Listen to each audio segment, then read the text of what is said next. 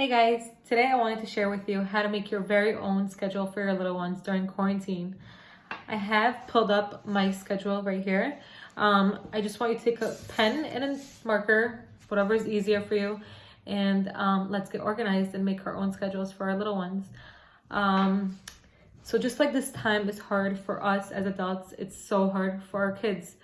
They are lost, they don't know what's going on, they don't have the routine of everyday normal. So we have to make this time as normal as possible for them. And I think the very first thing that we all must do is have a schedule. So let's begin. As each parent knows their own kid, you're gonna take a pen and a paper and we're gonna start. Your kids wake up roughly around 8 o'clock. Write down 8 o'clock, should be like 8:30, should be breakfast and quiet play. So while you prepare their breakfast, they can engage in quiet play in the living room, on the carpet, whatever it is. Once they have their breakfast, it should be around 9:15. It's very important to stick to chores and have our kids be responsible for something around the house. So something silly, if you can just like have them broom, like mop, anything, like the play brooms, just to make them feel like they're being productive and helping you, because that's their normal and that's what their activities will consist of.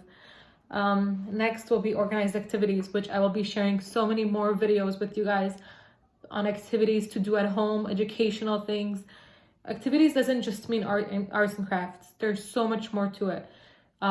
We'll get into like more free play and math and literacy for birth till 2nd grade in my future videos, and I'm very excited to share those with you. So organized activities can be anything. It can even be like from stuff collected around your house. I have so many great tips and tricks for you guys. So just subscribe to my channel and I'll be sharing those very soon.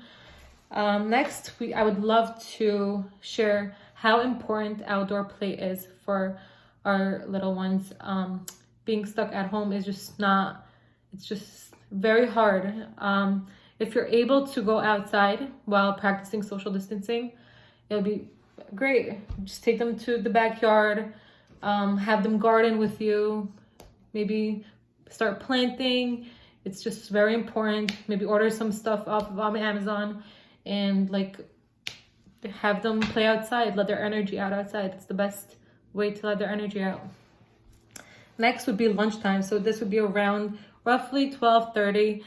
And we want to keep their meals balanced as well, because as we know, it's very hard to just forget what time it is and we're constantly just hungry and bored and whatever it is. And I feel like a schedule that's broken down, it's much easier to stay on track. So lunchtime should be around 12:30, 1 o'clock by this time. And right after that should be some quiet time.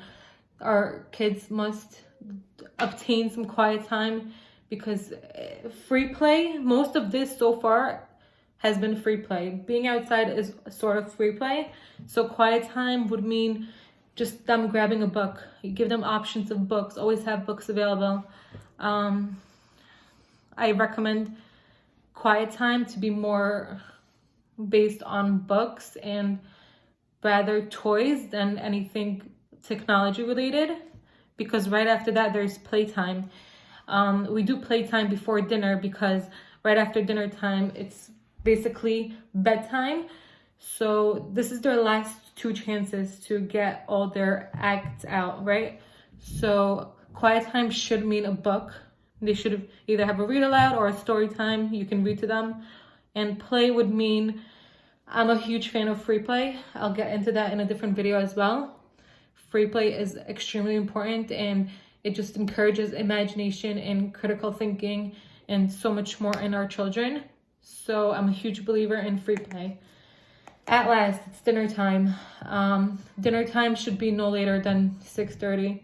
6, I wouldn't push it any further. 6 o'clock. And after dinner, they could have their bath time and sleep time until the next morning, and then you repeat the schedule all over again. What you want to do is keep the schedule consistent, but switch it up.